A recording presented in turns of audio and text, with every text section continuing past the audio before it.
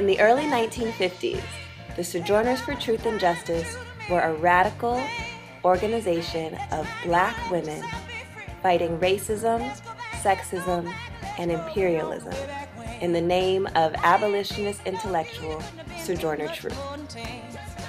In 1951, a group of 14 Black women artists, writers, and organizers issued a call to Negro women to convene in Washington in a sojourn for truth and justice.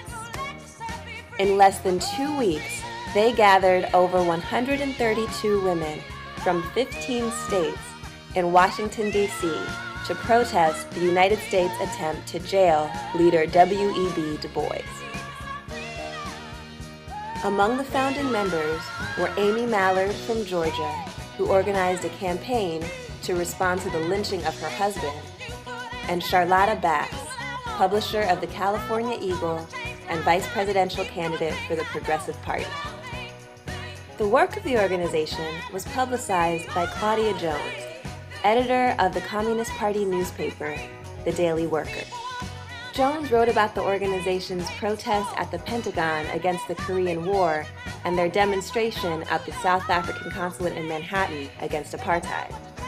In 1955, when Claudia Jones was deported for her political beliefs, the Sojourners for Truth and Justice rallied around her and spoke out against the McCarthy witch hunts.